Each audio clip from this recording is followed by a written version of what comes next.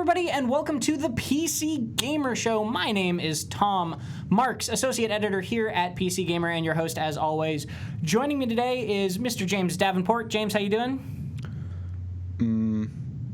Pretty good. And we're skipping you.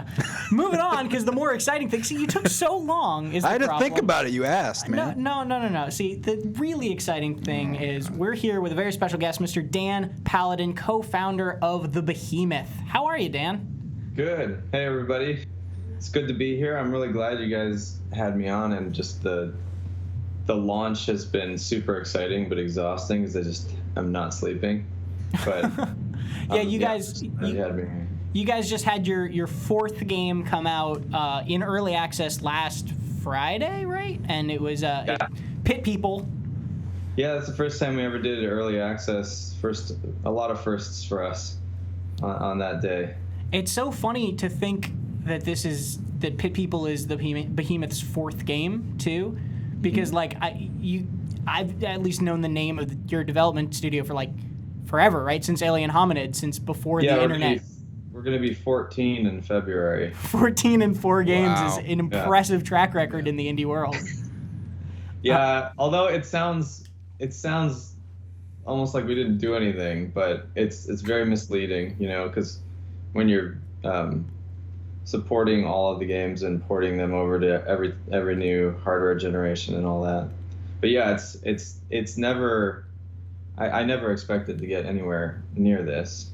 We just wanted to make Alien Hominid and see where it went. And that was pretty much the original goal. It sounds like there was a little bit of a sound issue. I'll just reiterate. Oh. I'm Tom, that's James. We're here with Dan Paladin from the Behemoth. Hello. Thank you very much again for joining us. And we've got an exciting show that won't be muted for you, I promise. That is, we're going to be talking a little bit about what we've been playing recently as usual, and then we'll also be talking about some of the little tidbits of teeny tiny barely news that came out of Gabe Newell's AMA yesterday. I saw that. It's funny that like a single word can be news, but it is, and that's what we're going to just discuss real briefly. We're also going to look at kind of game costs and just have a discussion about that. Tyler Wilde wrote a very fun, or maybe not fun, but very cool. It's fun. You call it fun? Yeah, he has a joke in there. One joke makes it fun on PC Gamer about how much games should cost, kind of looking back at games as early as like 1995 and what those cost then, and then adjusting for inflation and all that.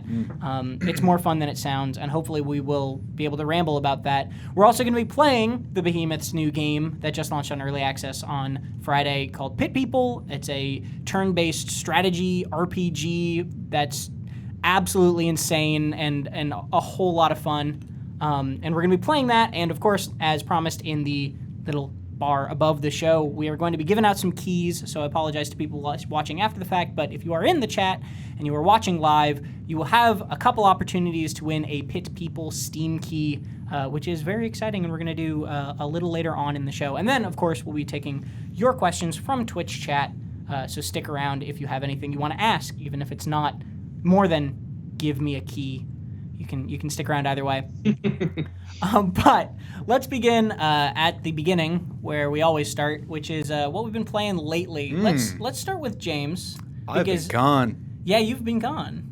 This is like one of the few weeks. Dan, I know you haven't been here before, but James usually comes with like a novel written about all the games that he has been playing lately. It's true, but I mean, I haven't been on the show since before the holiday break. Since my excursion back to Montana without a gaming PC. You'd think I would have a lot of time to play games. No. I mean, there's no computers up there, so. Oh, man, you've been missing out. Yeah. I've been jumping on all kinds of stuff. Stuff all over the place now. Pit People, for example. Yeah. Dang. But like what? I got a Vive and started going crazy with that. Nice. It is always interesting because like everybody who tries it says, oh man, it's so cool. It's all different, you wouldn't believe that just holding a torch out would be fun, but it is. And everyone's like, yeah, whatever, because they haven't done it. But yeah, some of the stuff that I've been playing in there is just incredible. Space Pirate Trainer is so simple concept, but you just feel so cool when you're doing it. You just feel like a badass with your shield and your guns, and you're swapping it out, getting high scores and all that. Sorry, that's Penelope and Winston. Hey. Let me close the door. Sorry. I said, before we started, I was like, nah, leave the door open. We love dogs here. And I stand by that. I really do. We still love dogs. I just didn't want the barking to overpower what you were saying. No, I appreciate that. Chill. But what have you been? Have you been sticking to like the more demo-y games, or what have you been trying on the Vive? I did a bunch of stuff. I tried the Thrill of the Fight, the boxing game, and was tired in like 15 minutes. It was just like actual boxing, and I was screaming stuff. It was super fun.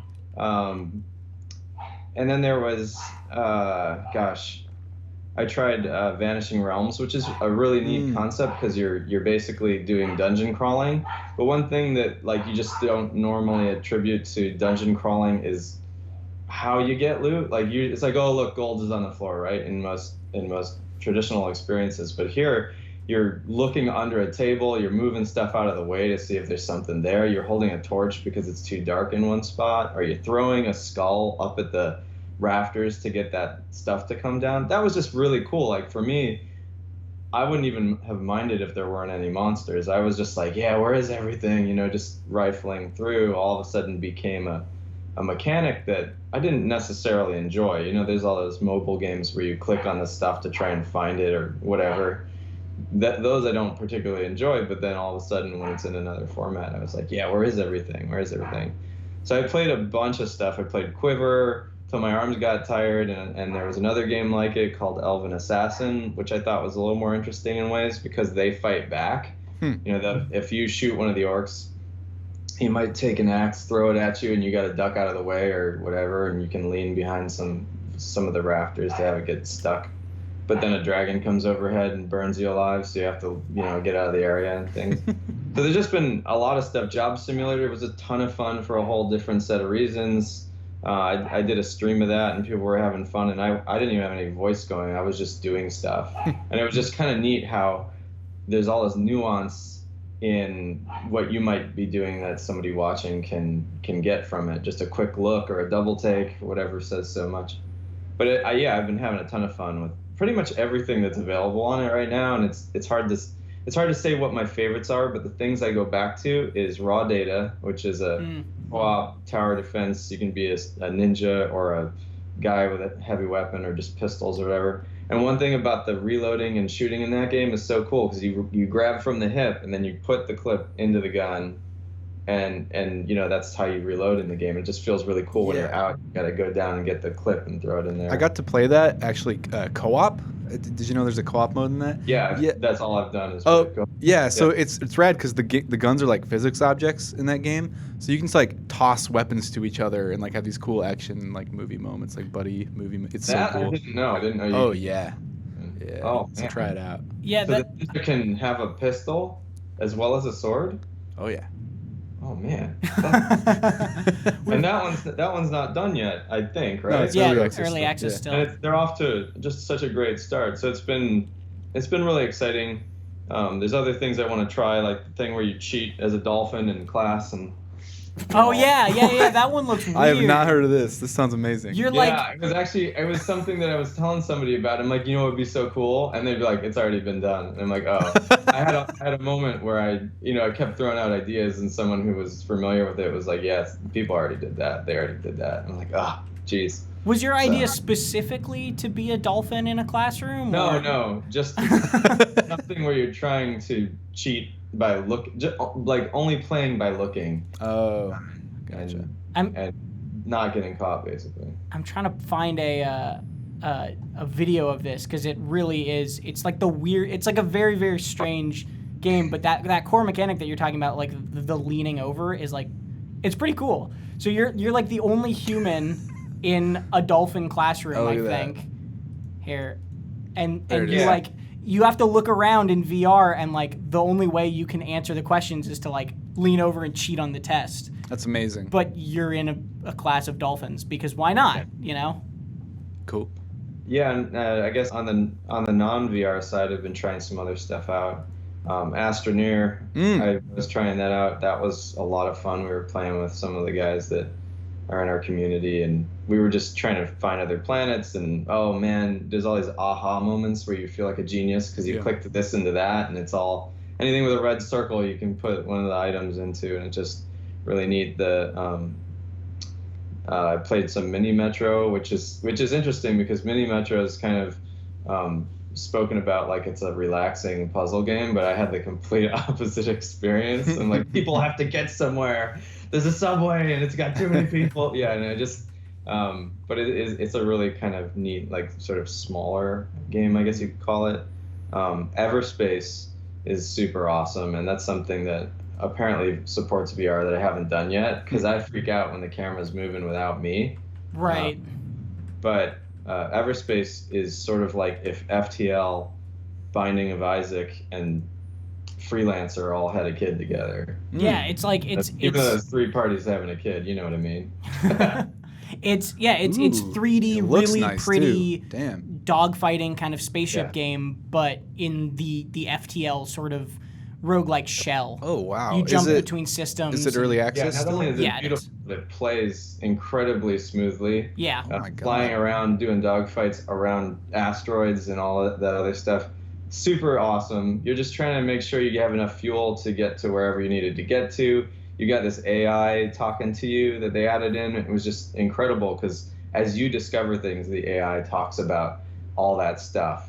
And he's funny. He's kind of, a little sassy, but he's AI and he was programmed to be that way, so you can't fault him. Yeah, I played Everspace back when it was, I think when it first launched on early access, and I was like, I think I was a teeny bit put off by the fact that there was like not a whole lot of like replayability, not a whole lot of content to shift through yet. But like that's part of early access, right? Like that's part of what's going to come over time is the game is going to grow. When they added that second ship in, I don't know if you tried the second ship or not. Oh, I haven't yet, no. Oh man, it is a blast. It's super fast. It's way lighter. So once you're experienced enough to pilot it, you do some crazy stuff. You boost like 3 times the speed, especially if you got those perks, right? So every time you die in Everspace, you keep part of your cash, and then you put it towards a permanent boost to one of the ship types. Or actually, maybe it's the overall, and all the ships borrow from it. I'm trying to remember exactly, but basically my ship was boosted on top of being boosted, and it was super fun. So Everspace is one of the other early access games I've really been enjoying. That's a good shout because I'm gonna have to dip back into that because totally off my radar. I haven't touched it since we've actually put it on that weekly Steam Games post like when it came out. Real quick as a fast shout out, Kunifu just resubscribed to our Twitch channel for 11 months in a row. Ooh. So it's almost at the sub birthday. So thank you very much. But yeah, that is a hefty list of little things. Yeah, I thought I had a bunch. That's awesome. But I check out stuff like crazy any chance I get. I even jump back into Diablo 3. So nice. Every time they come up with a season, I want to check it out a little bit. And I've never done the seasonal achievements, and for whatever reason, during release week or whatever, I would work on the game till my eyes were ready to bleed, and then I would load up Diablo 3 and forget about all that and just try to get some achievements. It's good. Yeah, they just keep updating that game, and it's a lot of fun. So yeah, I've gotten quite a lot in, and one game that is not out yet that I played over, God, what was that? TwitchCon. I played Arena Gods, and that is looking great. We followed it quite a while. Yeah, we knew a year prior we had played it a little bit. It's gotten more complicated, which might be good or bad depending on who's going to try it out. But man, it's just so much fun to just sit down and kill each other in the arena there. So I think we played Arena Gods. What was it at GDC or something last year? IGN Game Night or something. It was something. Yeah, it was something a while ago. Yeah. This game has been growing and growing. It's like a pretty neat couch party versus game. It kind of looks like almost top down Towerfall in a certain sort of way. Or it's like top down Nidhogg in ways. I guess it's closer to Nidhogg for sure.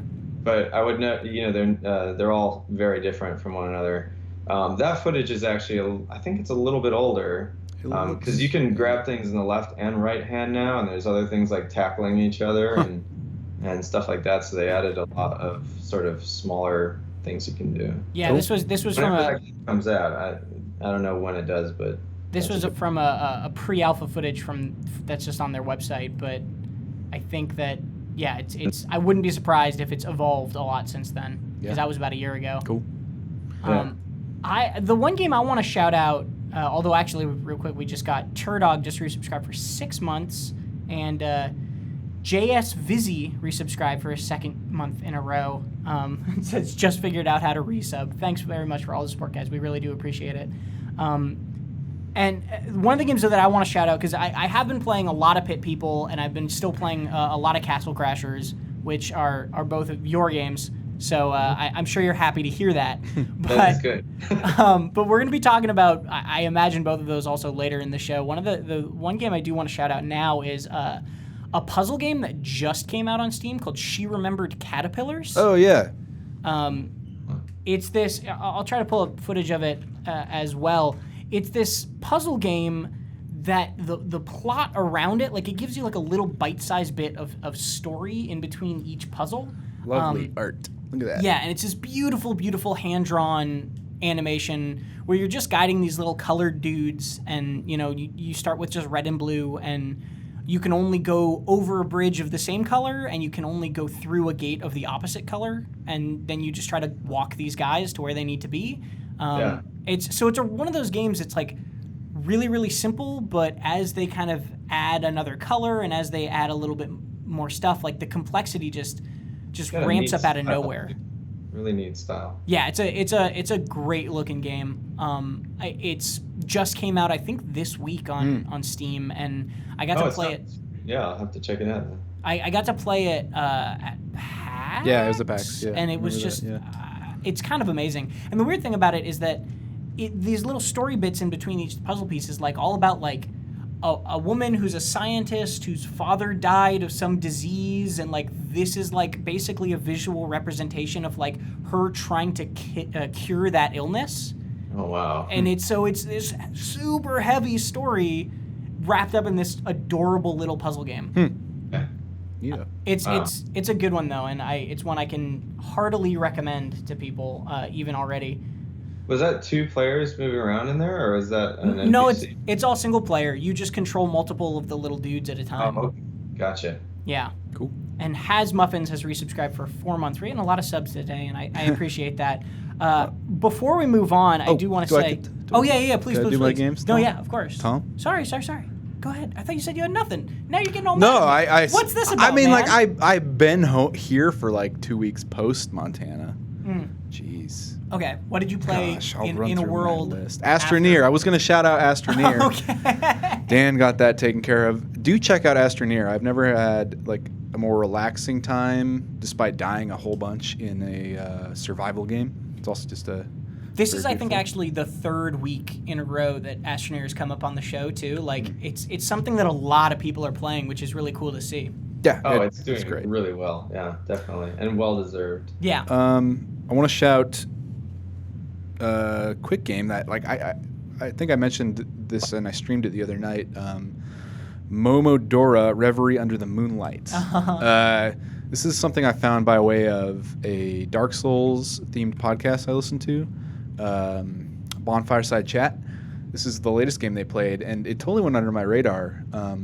But it's like an incredible side-scrolling kind of Metroidvania with a lot of Bloodborne and Souls games kind of trappings. And just like this amazing art. These backgrounds are incredible. The combat's this really punctual, satisfying, simple system. It's got really cool like winding level design and difficult bosses and like this really kind of subtle story. This is apparently like the 4th game in the series too, and it's kind of amazing to see something designed so well. Not really, I don't know. I hadn't heard of this game, and it came out I think like early last year or something like that. And yeah, check it out if you're a fan of any like Castlevania, Metroid, Dark Souls series. Cool. Yeah. This is a popular game now too in speedrunning. Yeah, I think that's the first time I saw it was half coordinated during Summer Games Done Quick, was speedrunning it. Except this one goddamn boss where you just, oh my god, It's crazy how many like really well put together games that you can tell a lot of love went into. It's like, huh? Never heard of that. You know? Yeah. It's like a new problem. There's so many games being made. Like, how do you curate and surface what you think you might like, or creators surface what you think you might be into? But I should mention that I do play a lot of Warframe. You and Tom. Excited to see you guys had Rebecca on here. And, Space Mom. Yeah, I play the crap out of Warframe. I haven't caught up with it recently, but I have like 600 hours in that thing. So. Oh man. Yeah. Well, you've been busy recently, I imagine. Yeah. That's how do you feel this is going to be maybe a little bit for the hardcore Warframe players out there, but how do you feel about all the changes they've been making lately with like they just did War Within and they added the I'm blanking on the name right now, the special mods that I can't remember the name of. Yeah, the Riven. Riven mods, thank you. I knew it was a League of Legends character, and I was like, Jax mod? Like, no. Jax. Oh, yeah, it is, isn't it? Actually, this update for Warframe, to me, has been one of the best, if not the best, from my own perspective. I know that's controversial in some corners, but for myself, I play a little bit different than a lot of people. You mentioned League of Legends, and as well as in Warframe, both of these things apply to me. I normally try to find that character I really like, and I never ever go back. Like, I'll maybe go back a little bit if one of my friends is like, dude, you got to try this thing, it's so cool. But like in League of Legends, all I would play is Karthus. He was one of the earliest characters, and I would just play him. And after he was out of the meta, I was like, no, I can make this guy work, and I made him work, but it's really hard. And thankfully in Warframe, I like to play as Vauban, and Vauban has so much utility, and if you kit him right, he's just incredible. There's like almost nothing that can stop that guy. So part of me, I mean, a lot of Warframes are extremely powerful, and then nothing can stop them if you put enough time into them. But for me, Vauban just had so much where I could just pop in and help people out, save the day, be awesome, So. Well, Warframe's also nice in regards to like finding that one character that you want, because you don't have like a team that's gonna rage at you if you're playing like an off-meta pick, even if Vauban got nerfed to all hell and like wasn't very good, like you could still play that and like be successful with it enough that like you're not against some enemy team where there's like ranked points on the line or anything like that. And I think one of the things is the gear, right? So if you have a really awesome set of guns and or melee or whatever, you can still compensate for whatever might have changed on the frame that you weren't quite ready for. But yeah, and the story stuff I thought was pretty awesome. I'm only half into the story, just kind of like, yeah, okay, but then they always surprise me, and I'm like, oh, what's this? What's this all about? Because a lot of the time I'm just grinding or trying to help people out, and I forget that there's a story. So when they have that big boost, and it's like, oh yeah, what happens next? And what's this stuff in the middle of my ship? What's that infected stuff in my ship? I want to know. So yeah, I don't know. We need to get Rebecca back on the show then. If you're interested in that'd be a good duo. Hit us up. Let's do that. Yeah. That'd be interesting. I do want to. I know we're running long on this segment, but I want to shout going. one more thing. Keep the train going. A game people may have known from a long while back, Overgrowth, just hit beta, and if you don't know what Overgrowth is, it's basically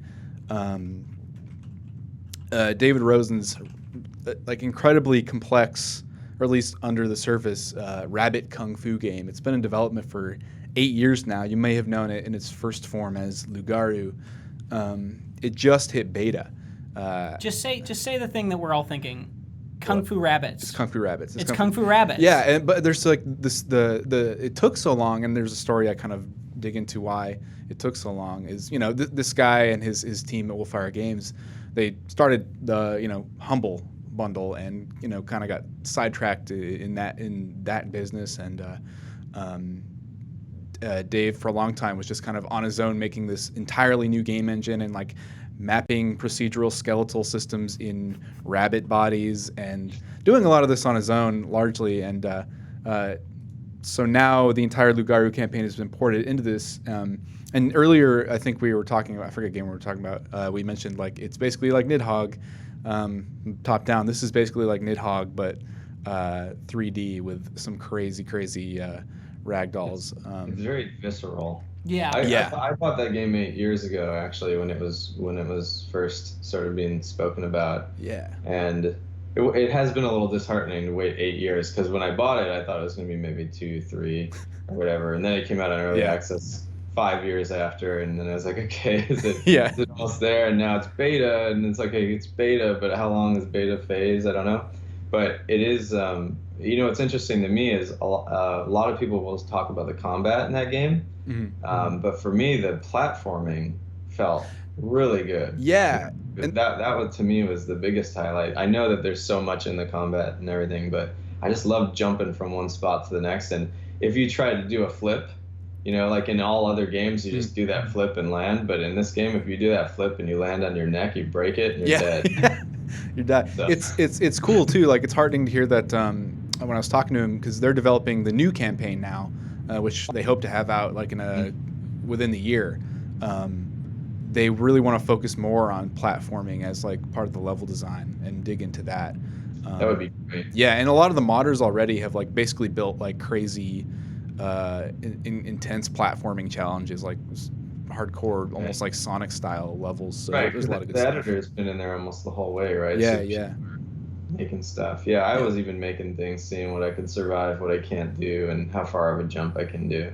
Yeah. Just really felt good to just run around. Even if there's nobody in there, I was enjoying just running around jumping this stuff. Yeah. So it kind of reminded me of Windlands in ways. I don't know if you guys ever played Windlands. The VR game? You do that jump and you hear all the wind going by you. And that game makes me so sick. Yeah, it makes me sweat until I vomit. I still like it. Oh, me too. It's great.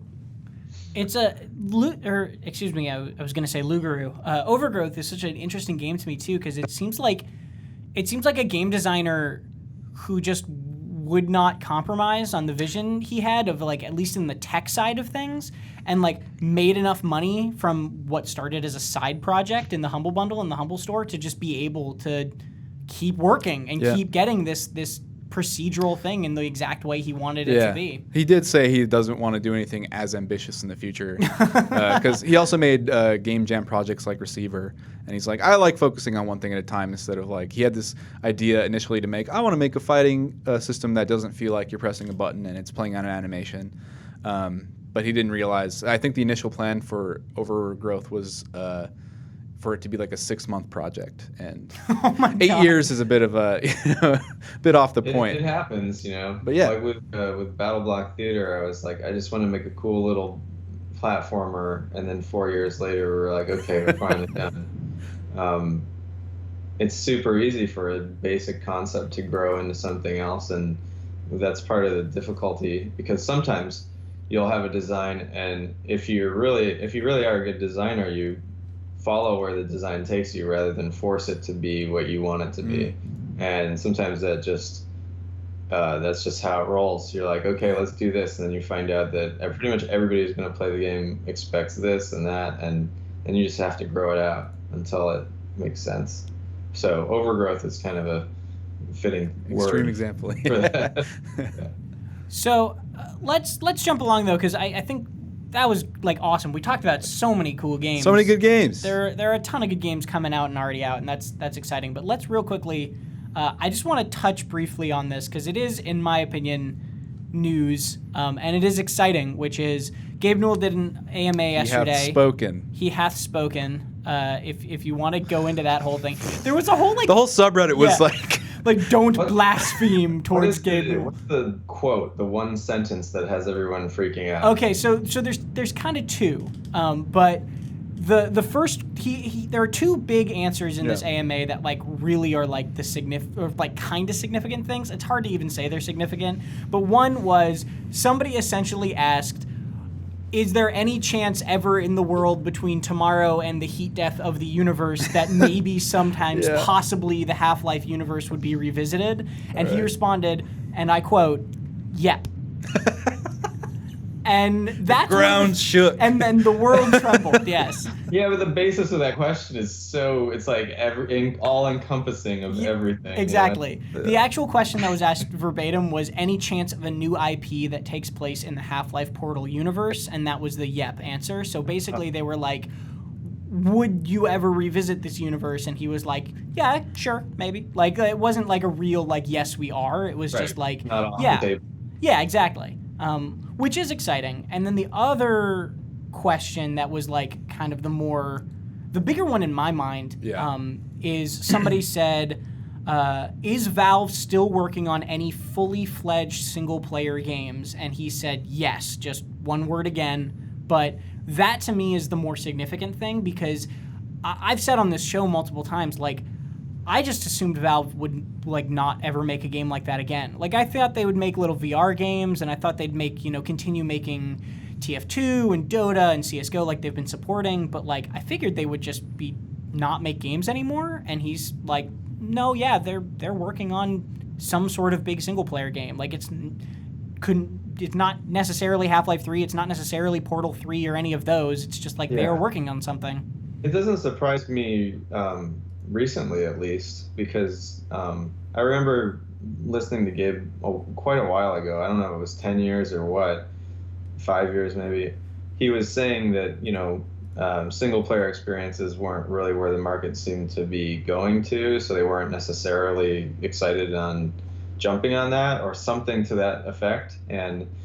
But now, I mean, look at it, like Stardew Valley. You can only play it alone, and people sink hundreds, maybe thousands of hours into it, and they love it. And there's just so many single player games like Witcher 3 and everything that everybody's talking about. I feel like Valve gets, they firsthand get to see all those sales of those single player games. Yeah.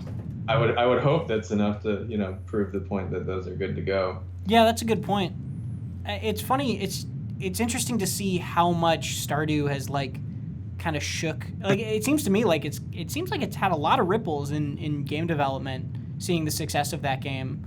And maybe you can correct me as actually being a game developer, but like I talked to the creator of Ooblets. We have an interview with her, Rebecca Accordingly, coming up on the site later this week, and she was like, yeah, when Stardew Valley became successful, I quit my job and I started making a game. Like that. It seems like that success is being felt a little bit. Yeah, it's cool.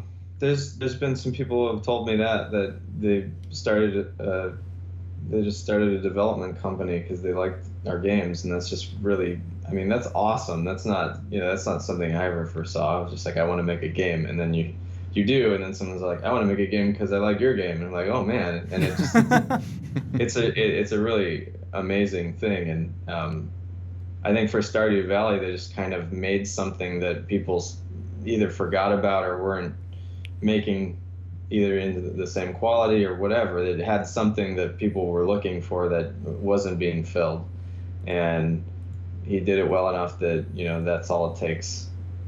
While everybody's making whatever, he's off in the field saying I'm open, and everybody came to him. So good on him too. It's all one guy, I'm pretty sure. Or at least that's what I've been told.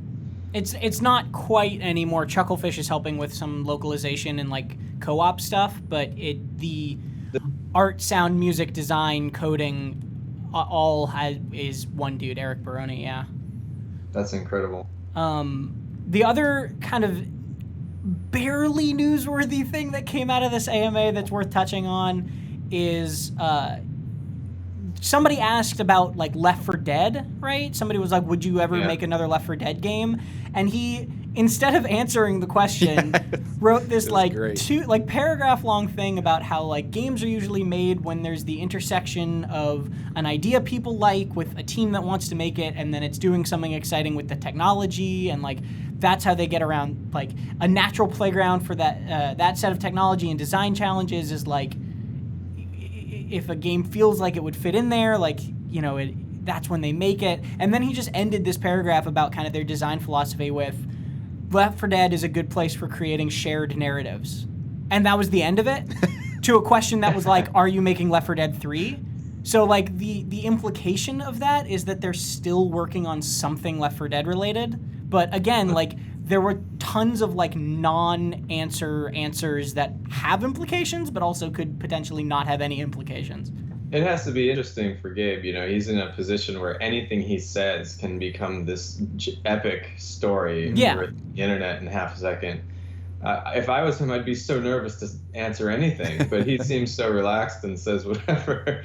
But yeah, I mean, I can only imagine what that's like. We did an AMA not too long ago when we were about to release Pit People, and there's a lot of questions. A lot of the stickier questions often come up around sequels, and I do want to clear the air because it's been happening ever since we've pretty much made the company. Everyone always says we hate sequels. We've never said that. We don't feel that way.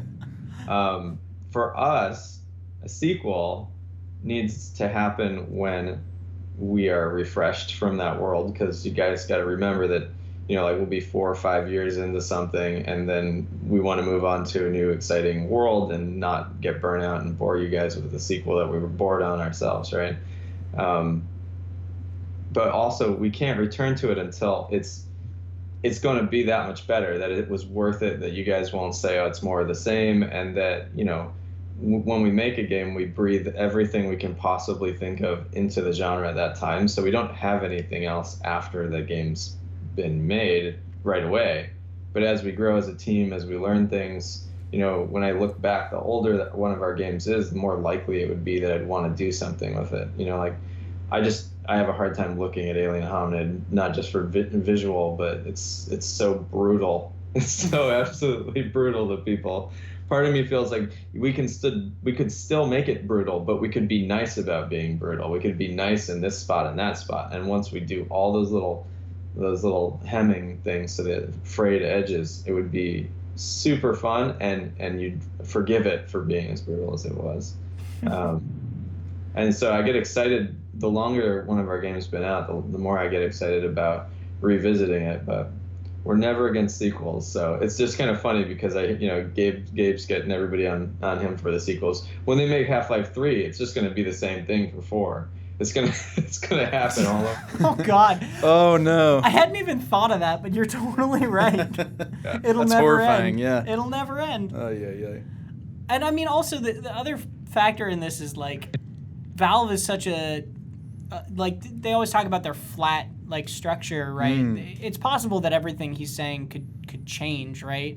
I imagine you guys at the Behemoth also, had prototypes or designs or games that you were starting to make and didn't pan out, and if you had mentioned them in an AMA, would then people would be clamoring for them for the next 10 years. Yeah, every time we're going to make a game, we prototype a few things and pick one that the team feels very strongly about, and if there isn't one, we just keep doing it till there is. But it ends up over the course of doing this multiple times, having other prototypes that have been sitting around, and maybe somebody thinks about them randomly one night and says, what if we did this with that though, and then wouldn't that make it so much cooler? And I mean, one of my favorite things to do is to I don't necessarily like platformers that much, but that was part of why I wanted to make one, was I wanted to see, well, why don't I like them, and what things would I change about them? And it's a really fun design exercise to go in and do something that you don't really like that much as a genre, but would change. How would you change it till you did like it, And in doing those things, I feel like not only do we get something unique, but we get something I want to play, and it's win-win. I think it's really exciting to move from one genre to the next. And for turn-based games, I like them, but for hex stuff, usually hex stuff or whatever, I don't know why when you add the hexes in instead of squares, all of a sudden everything becomes more complicated on the rules of the game itself. But like MechWarrior tabletop and all that, I was like, oh, that's so cool, look at the guy, he's blasting the other guy, right? But when I would try to sit down and play it, I would get completely lost in all the stuff I had to keep track of and everything, and I'm like, I want to play these, and that was sort of the one of the catalysts for why we made Pit People. I want to make a game for all the millions of people out there like myself who love that kind of thing, but just get lost in all its complexities. What is it about hexes then? Because because you're not the first person I've heard this from. I interviewed Sid Meier, It's all those right? sides.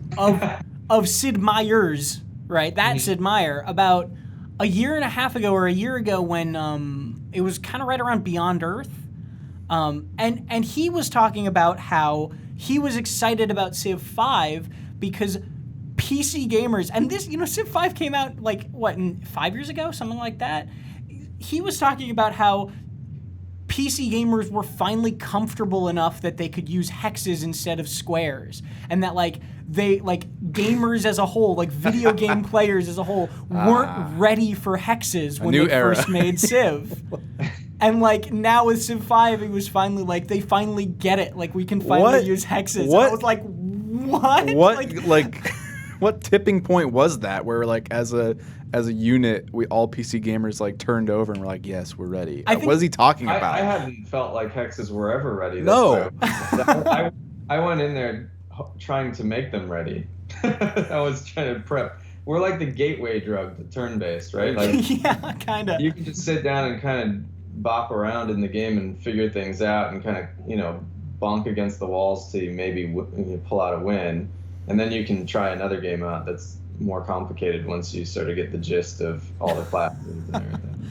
Yeah, I just think it's funny that I maybe it's just because I grew up playing tons and tons of board games and strategy games, but I never thought of hexes as a more intimidating thing. But this is at least the second time I've heard it from a developer being yeah, people just can't do hexes. For me, it wasn't the hexes or anything. It was that every time I sat down with a hex game, there were so many rules that it would take an hour to go through, and then you'd try to play, but you'd have to do a fake test play for an hour or two with your friend, as he told you that you were wrong at every step that you go, and then it's wait, but why?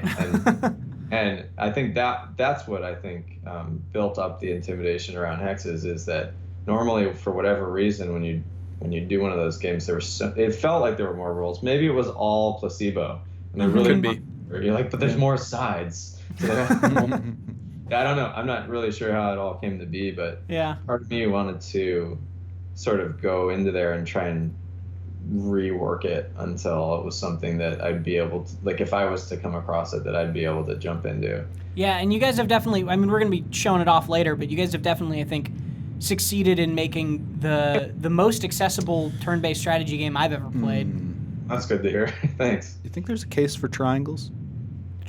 You call triangles a turn-based strategy What about game? Advance Wars? Is there triangles? I think pretty good, right? No, I think Advance Wars is definitely accessible. In terms of simplicity. Yeah, it's simplicity, but it doesn't get much more simple than what you guys did with Pit People of it's essentially a 2-button game, right? It's the stick and the A button and then a button to end your turn is that's really, really, that's the most I've ever seen that genre kind of boiled down to something. It's hard to boil it down even more than that, I guess. Yeah. I guess it was. That's what I did. I took it to an extreme of when I sat down and there were all these rules and things that before I could even move. And I just said, no, I just want to move. Yeah. And we'll see what happens. Move your guys, watch the fight. So before we jump along, Sir Alex Monty and Pulp Crucifixion both just subscribed. So thank you very much, guys, for that. Ooh. I think actually we're going to hop over the next topic and just get right into the demo because we went a little long, but I'm glad we went a little long. So we can jump over this topic and. Sorry, Tyler, your article's great. Yeah, I do want to encourage people to check out Tyler's article about game prices, but good joke in there about sandwich prices. And if you have any questions about it, you can feel free to ask about that article or anything at the end of the show when we do the Q&A. But I want to get to some Pit People, man, and I think it's about that time. Here we go.